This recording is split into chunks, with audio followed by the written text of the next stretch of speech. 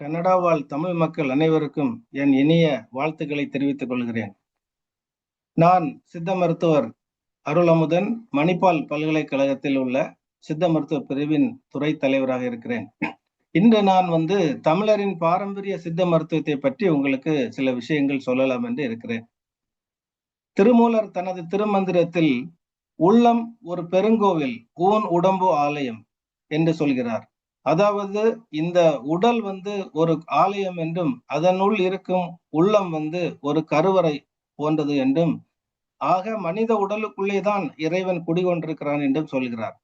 உடம்பினை முன்னம் எழுக்கென்று இருந்தேன், உடம்புக்குள்ளே உருபொருள் கண்டேன், உடம்புள்ளே உத்தமன் கோயில் கொண்டான் என்று உடம்பை யானிருந்து ஓம்புகின்றேன் என்றும் திருமந்திரத்தில் சொல்லப்பட்டிருக்கிறது. அதாவது உடம்பு ஒரு பெரிய விஷயம் அல்ல என்று முன்னாடி நினைத்திருந்தேன். உடம்புக்கு உள்ளே உருபொருள் கண்டேன் என்றால் இறைவன் உடம்புக்குள்ளேதான் இருக்கிறான் என்று நான் கண்டு கொண்டேன். அப்படி கண்ட பிறகு உத்தமன் கோயில் கொண்டான் என்று உடம்பை யான் இருந்து ஓம்புகின்றேன். அப்படி நான் இறைவன் எனக்குள்ளேதான் இருக்கிறான் என்று தெரிந்த பிறகு இந்த கோயில் ஆகிய உடம்பை யான் இருந்து ஓம்புகின்றேன் என்றால் விருந்து ஓம்புதல் போன்று கேர் பண்ணக்கூடியது, நான் அதிகமாக கவனம் செலுத்துகிறேன் என்று. இப்படி இந்த உடலை கவனம் செலுத்துவதற்காக சித்தர்கள் கண்டுபிடிக்கப்பட்ட மருந்துதான் சித்த மருத்துவம். இது ட்ரெடிஷனல் தமிழ் சித்தா மெடிசின், பாரம்பரிய சித்த மருத்துவம் அல்லது சித்தா என்று அழைக்கப்படுகிறது. இது இது சித்தா மருத்துவம் என்றால் என்ன அப்படின்னு திருமூலர் கற்பவிதி என்ற நூலில், மறுப்பது உடல் நோய் மருந்தெனல் ஆகும், மறுப்பது உள்ள நோய் மருந்தென சாலும், மறுப்பது நோய் இனி வராதிருப்ப, மறுப்பது சாவையும் மருந்தெனலாமே. உடலில் உள்ள நோய்களை போக்கும், உள்ள நோயை போக்கும், நோய் இனிமேல் வராமல் செய்யும், அது மட்டுமல்ல சாவையும் தள்ளி போடும். இதெல்லாம் சேர்ந்துதான் ஒரு மருத்துவம் செய்ய வேண்டும். அப்படி நமது சித்த மருத்துவம் செய்யும் என்று 2000 ஆண்டுகளுக்கு முன்னாலே இந்த திருமூலர் குறிப்பிட்டிருக்கிறார். பொதுவாக சித்த மருத்துவத்தின் ஓலைச்சுவடிகள், அதாவது மூல நூல்கள், கடந்த காலங்களில் 6000 மூல நூல்கள் நம்மிடம் இருந்தன. இவைகளை யுனெஸ்கோவின் தமிழ் கல்ச்சுரல் ரெஜிஸ்ட்ரியில தமிழர்களின் பாரம்பரிய மருத்துவ சின்னமாக யுனெஸ்கோ அங்கீகரித்திருப்பது நமக்கு எல்லாம் பெருமையான விஷயமாக கருதப்படுகிறது.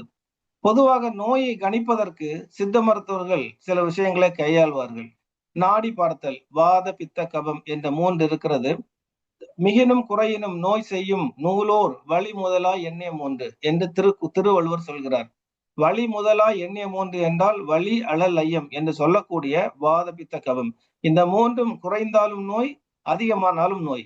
அதைத்தான் இந்த நாடி மூலம் நாம் கண்டுபிடிக்கிறோம். கண்டுபிடித்து எது அதிகமா இருக்கிறதோ அதை சரி செய்ய வேண்டும், எது குறைந்திருக்கிறதோ அதை சரி செய்வதே சித்த மருத்துவம். அது மட்டுமல்ல, சிறுநீரில் இந்த மாதிரி நெய்க்குறி என்ற ஒரு சோதனை இருக்கிறது. அது எள்ளெண்ணெய் அல்லது நல்லெண்ணெயை ஒரு துளி விடும் பொழுது அது சில குறிப்பிட்ட வடிவங்களை காட்டி தரும். அதன் அடிப்படையிலும் நாம் நோய்களை கணிக்கிறோம். இன்னும் சித்த மருத்துவம் மனிதனின் நோய்களை 4448 வகைப்படுத்தி உள்ளது.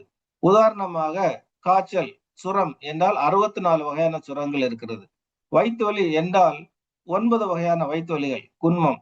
இப்போ நமது நோயாளியின் குறிகுணங்கள் அந்த வகைகளில் வகைப்பாட்டில் எந்த உள் வகைப்பாட்டில் வருகிறது என்று கவனித்து அதற்கு சொல்லப்பட்ட குறிப்பிட்ட மருந்துகளை நாம் கொடுக்கிறோம். இப்படித்தான் சிக்கன் குனியா வந்த நேரத்திலும் நாம் நிலவேம்பு குடிநீரை கொடுத்தோம். கோவிட் வந்த நேரத்தில் கபசுர குடிநீரை கொடுத்தோம்.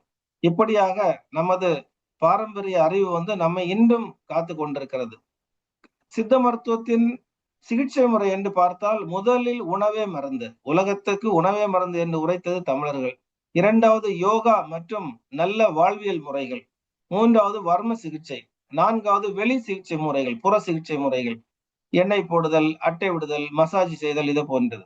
5வது உள் மருந்துகள். உள் மருந்துகளிலும் மூலிகையை சேர்ந்த மருந்துகள் இருக்கிறது, ஜீவ மருந்துகள், அதாவது விலங்குகளில் இருந்து கொடுக்கக்கூடிய மருந்துகள் இருக்கிறது. தாது பொருட்கள் என்றால் உலோகம், அவைகளிலிருந்து செய்யக்கூடிய மருந்துகள் இருக்கிறது. பொதுவாக உணவே மருந்து என்று வரும் பொழுது நமது தமிழரின் கலாச்சாரம் முழுக்க முழுக்க நமது உணவு ஆரோக்கியத்தை அடிப்படையாக வைத்தது. அதுவும் சித்த மருத்துவ கருத்துக்களை மையமாக வைத்ததுதான் இது. நமக்கு இஞ்சியில் தேனில் செய்யப்பட்ட இஞ்சி தேன், அதாவது தேனில் ஊறிய இஞ்சி, தேனில் ஊறிய பூண்டு, மாதுளை மணப்பாகு, மாதுளை பழத்தை மணப்பாகு சிறப்பாக செய்தது, சிரப் என்று சொல்லக்கூடிய அந்த மருந்தாக செய்வது. இதே போன்ற சிறுதானியங்களில் செய்யப்பட்ட உணவுகள், மூலிகைகளால் செய்யப்பட்ட தோசைகள், அடைகள், இட்லிகள், மூலிகையை சேர்ந்த புட்டுகள், இன்னும் மூலிகை சேர்ந்த இனிப்புகள், ஸ்நாக்ஸ் என்று சொல்லக்கூடிய இனிப்புகள். ஸோ பல வகையான பாரம்பரிய அரிசிகள், இவைகள் எல்லாம் தான் உணவே மருந்து. நீங்கள் நல்ல உணவை சரியான விகிதத்தில் உட்கொண்டீர்களேனால், அதுவே நமக்கு மருந்தாக மருந்து என்ன செய்யுமோ அதை செய்து நோய் வராமல் தடுக்கும், வந்த நோயை போக்கும். இந்த அறிவு நமக்கு மிக முக்கியமானதாக கருதப்படுகிறது. அடுத்தது யோகா மற்றும் வாழ்வியல் முறை.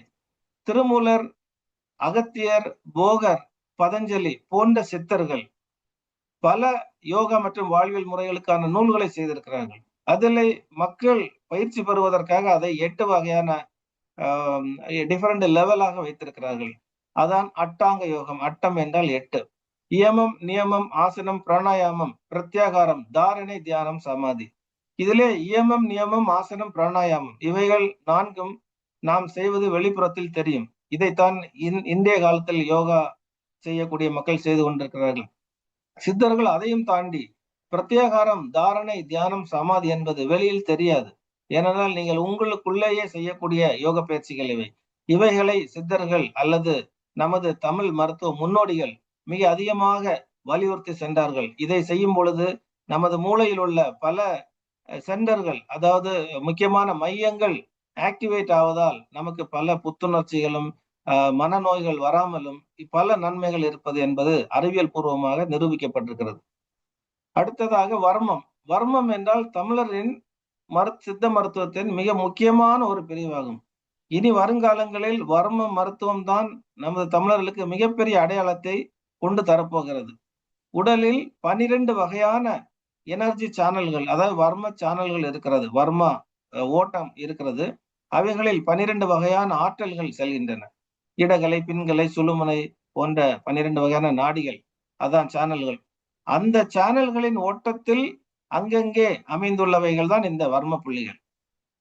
எப்படி ஒரு ஆறு, ஒரு பெரிய ஆறு மலையிலிருந்து உருவாகி கடலில் சென்று கலக்கும் போது இடையில் அது பல தாவரங்களுக்கு உணவு அளித்து நீரழித்து சென்று கொண்டிருக்கிறதோ, இடையில ஒரு டேம் இருக்கும், குளம் இருக்கும். அதே போன்றுதான் இந்த வர்ம நாடிகளும். இந்த ஆற்றல் மிகுந்த நாடிகள் நமது உடலுக்கு எனர்ஜிகளை அங்கங்கே தந்து கொண்டே சென்றிருக்கும். இடையில் அந்த குளங்கள், குட்டைகள், டேம் போன்ற அமைப்புகள் இருப்பது போல இங்கும் எனர்ஜி தேக்கி வைப்பதற்கான இடங்கள் உள்ளன. அந்த எனர்ஜி தேக்கம்தான் இந்த வர்ம புள்ளிகள் என்று சொல்லப்படுகிறது. இந்த வர்ம புள்ளிகளை பயன்படுத்தி நாம் நோய்களை தீர்க்க முடியும். நமது பாரம்பரியத்தில் கூட இந்த சாந்து வைத்து பொட்டு வைப்பது, குங்குமம் வைத்து பொட்டு வைப்பதெல்லாம் கூட வர்ம புள்ளிகளை தூண்டுவதற்காக ஒரு செய்யப்பட்ட ஒரு செயல்தான். இப்போ இன்றைய காலத்தில் இந்த வர்ம சிகிச்சையை மருத்துவரின் கைகள் மூலமோ, இல்ல மரக்குச்சிகள் மூலமோ, இல்ல விதைகள் மூலமோ தூண்டப்படுகிறது. வர்ம தடவல் என்பது பல வர்ம புள்ளிகளை இணைப்பதாகும். எப்படி புள்ளி போட்ட கோலங்களை புள்ளி கோலம் இணைக்கும் பொழுது ஒரு அருமையான படம் கிடைக்கிறதோ, இதே போலத்தான் இந்த வர்ம புள்ளிகளை, ஒன்றுக்கு மேற்பட்ட வர்ம புள்ளிகளை இணைக்கும் பொழுது நமக்கு உயிராற்றல், அந்த வர்ம ஆற்றல் நல்ல சிறப்பாக செயல்பட்டு நோய்களை தீர்க்கிறது. இது வர்ம தடவல் என்று பெயர்.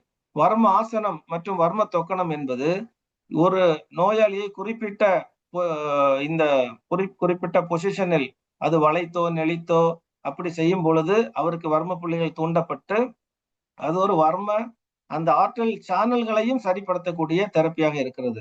இதைத்தான் யோகாவில் தன்னைத்தானே செய்து கொள்கிறோம். வர்மத்தில் மருத்துவர் நோயாளிக்கு செய்து கொள்கிறார். பெரிய வித்தியாசம் இல்லை. இன்னொன்று ஹைபிரிட் என்ற அடிப்படையில் நோயாளி ஒரு ஆசனத்தை செய்வார்.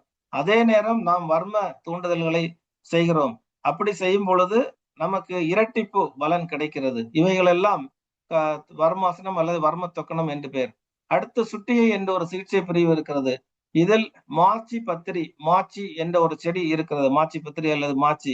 இந்த செடியை நாம் திரி போல செய்து அதில் சூடு உண்டாக்கி அதை இந்த வர்ம புள்ளிகளின் பக்கத்தில் அருகில் கொண்டு சென்றால் வர்ம புள்ளிகள் தூண்டப்படுகிறது. இதே மூலிகைக்கு பதிலாக மஞ்சள், காய்ந்த மஞ்சளும் பயன்படுத்தலாம். இரும்பு போன்ற உலோகமும் பயன்படுத்தப்படுகிறது. இது சுட்டிகை சிகிச்சை என்று சொல்லப்படுகிறது. இதே போல மூலிகைகளை கிளி போன்று, பந்து போன்று, கிளி போன்று கட்டி எண்ணெயில் தோய்த்து வெப்பப்படுத்தக்கூடிய எண்ணெயுடன் சேர்த்து இந்த சிகிச்சை செய்வது ஒத்தடம் கொடுப்பல், கிளி ஒத்தடம் என்று சொல்லப்படுகிறது. இதில் ஒரே நேரம் மருந்து எண்ணெய் பயன்படுகிறது. மூலிகை, அந்த கிளிக்குள் இருக்கக்கூடிய மூலிகை செயல்படுகிறது. மேலும் நாம் வெப்பம் கொடுக்கிறோம். சின்ன மேனிப்புலேஷன் எல்லாம் தொக்கணம் எல்லாம் செய்கிறோம். எல்லாம் சேர்ந்து சிறந்த சிகிச்சையாகிறது. வர்ம தாரை என்பது வர்ம புள்ளிகளின் மீது இந்த தொடர்ந்து ஒரு திரவ வடிவத்தில் உள்ள மருந்தை ஒரு மணிக்கணக்கில், நிமிட கணக்கில் அதில் தொடர்ந்து ஸ்டிமுலேஷன் செய்வதற்கு விழும்படி செய்வதுதான் வர்மதாரை. வர்ம கப்பிங் என்பது இந்த கொம்பு, சொம்பு மற்றும் இந்த கண்ணாடி போன்ற குடுவைகளை வைத்து வர்ம புள்ளிகளில் ஒரு நெகட்டிவ் பிரஷரை கிரியேட் பண்ணுவதன் மூலம் நாம் வர்ம புள்ளிகளை தூண்ட முடியும். பாத்தி சிகிச்சை அல்லது சாணகம் என்பது மருந்து கலவைகளை, மருந்து எண்ணெயை அந்த வர்ம தலங்களில் அல்லது சக்கரங்களில், ஆதார சக்கரங்களில், முடிச்சுகளில் நாம் தோய்த்து அது தங்கி நிக்க செய்வதுதான் பாத்தி சிகிச்சை. தளம் அல்லது தப்பளம் என்பது இதே போன்று வர்ம புள்ளிகளில் மூலிகை சாந்துகளை, மூலிகை பசைகளை அதில் தேய்த்து வைத்து ஒரு 2 மணி நேரம் கழித்து குளித்து விடுவது. அந்த 2 மணி நேரமும் அந்த இடத்தில் அந்த மருந்து வேலை செய்யும். டிரான்ஸ்டெர்மல் ட்ரக் டெலிவரி சிஸ்டம் மூலமாகவும் மற்றும் அந்த இடத்தை புள்ளியை தூண்டுவதன் மூலமாகவும் வேலை செய்கிறது. இது தளம் அல்லது தப்பளம் என்று அழைக்கப்படுகிறது. மேலும் நமது கலாச்சாரத்தில் இந்த வர்ம குத்தூசி முறை அல்லது வர்ம பொன்னூசி முறை என்று ஒன்று இருந்திருக்கிறது. மயிலாடும்பாறை என்ற இடத்தில் தமிழகத்தில் ஆர்கியாலஜிக்கல் எவிடன்ஸில் கிடைக்கப்பட்ட இரும்புகளில் கிமு 2172 பயன்படுத்தப்பட்ட கருவிகள் இவைகள் கார்பன் டேட்டிங் மூலமாக நிரூபிக்கப்பட்டது. இவைகளில் சிறிய ஊசி போன்ற அந்த கருவிகள் இந்த வர்ம பொன்னூசி முறைகள் செய்வதற்காக பயன்படுத்தப்பட்டது. இதே போன்ற ஒரு கருவிகள் தான் சீனாவிலும் பயான் ஸ்டோன் நீடில் என்றிருந்தது. அவர்கள் 1944க்கு பிறகு பில்லிஃபார்ம் நீடில் கண்டுபிடித்த பிறகு அதை அவர்கள் அக்குபஞ்சர் என்று உலகம் முழுவதும் பரப்பியிருந்தார்கள். நாம் தமிழர்கள் இந்த பில்லிஃபார்ம் நீடில் கண்டுபிடிக்காததால் நாம் இந்த தங்கத்தாலான, வெள்ளியாலான ஊசிகளை பயன்படுத்தி வர்ம புள்ளிகளை தூண்டி இருக்கிறோம். இது வர்ம பொன்னூசி முறை என்று பெயர். அதற்கு தற்பொழுது வர்ம பஞ்சர் என்று பெயரிட்டு இந்த பில்லிஃபார்ம் நீடிலை வைத்து நாம் செய்கிறோம். ஆக வர்மா பஞ்சர், வர்ம பொன்னூசி சிகிச்சை என்ற ஒரு முறையும் நமது பாரம்பரியத்தில் இருந்திருக்கிறது. இதே வர்ம புள்ளிகளை எலக்ட்ரோபதி, அதாவது எலக்ட்ரோபதி மூலம் சிறிய மின்சாரம் செலுத்தி செய்வது, அல்ட்ராசவுண்ட் கருவி வைத்து தூண்டுவது, லேசர் கருவி வைத்து தூண்டுவதன் போன்ற அட்வான்ஸ்டு முறைகளையும் நாம் இன்றைக்கு கடைபிடித்துக் கொண்டிருக்கிறோம். இதை பற்றிய படிப்பை முதலில் உலகிலேயே தமிழகத்துக்கு வெளியே இருக்கக்கூடிய மணிப்பால் பல்கலைக்கழகத்தில் ஆரம்பித்திருக்கிறார்கள். இதற்காக உலகம் முழுவதும் மாணவர்கள் படித்து கொண்டு அவர்கள் நாட்டுக்கு சென்று இதை பரப்பி கொண்டிருக்கிறார்கள். இதுவும் நமக்கு மிக பெருமையான ஒரு விஷயமாக கருதப்படுகிறது. அடுத்ததாக வெளி சிகிச்சை முறைகள், மசாஜ் செய்வது, எண்ணெய் வைத்து தலையில் சொன்ன தப்பளம் போடுவது, நோயுற்ற இடத்தில் மூலிகை பூச்சிகளை பற்றாக அப்படி போடுவது, இடுப்பு குளியல், மூல நோய், முதுகுவலிக்கு மூலிகைகள் கலந்த நீரில் இடுப்பை மணிக்கணக்கில் வைப்பது, அட்டை விடுதல், லீச்சு தெரப்பி, பொடி திமிர்தல், ட்ரை பவுடர், எண்ணெய் இல்லாமல் பவுடர் வைத்து மூலிகை பொடிகளை வைத்து மசாஜ் செய்வது, இவைகள் எல்லாம் புற சிகிச்சை. இன்னும் ஸ்டீம் தெரப்பி, இவைகள் எல்லாம் நம் புற சிகிச்சையில் வருகிறது. இவைகளும் நாம் பழக்கத்தில் வருகிறோம். அடுத்ததாக உள் மருந்துகளில் 900 வகையான மூலிகைகள் நமது தமிழரின் பாரம்பரிய மருத்துவத்தில் பயன்படுத்தப்படுகிறது.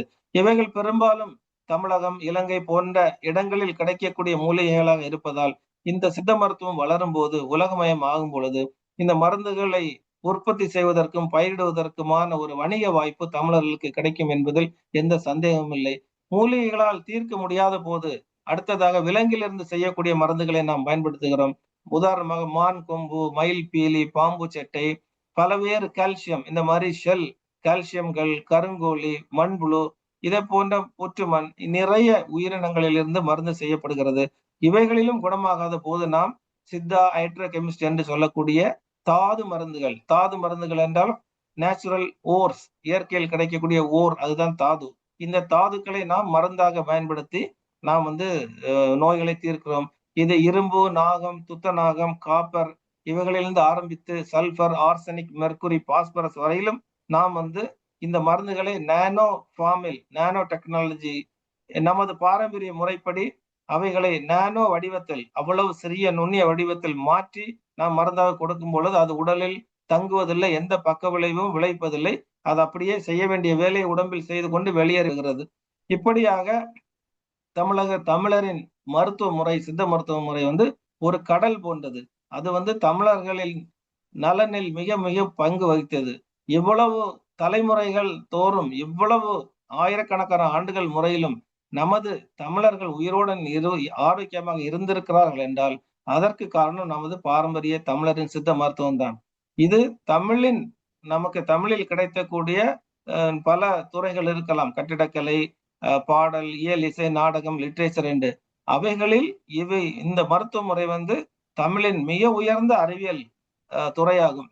சித்த மருத்துவம் தமிழ் சமூகத்துக்கு மட்டுமல்ல, மனித இனத்துக்கே தேவையான ஒரு ஆரோக்கிய பயிற்சியாகும். எனவே இதை தமிழர்கள் முன்னெடுத்து உலகம் முழுவதும் பரப்ப வேண்டும். அப்படி செய்யும் பொழுது நமது சந்ததியினர், உலகம் முழுவதும் வாழும் தமிழ் சந்ததியினர் மட்டுமல்லாது மனித குலமே பயன்பெறும் பொழுது அன்றைக்கு தமிழுக்கு ஒரு பெருமை கிடைக்கும் பார்த்தீர்களா?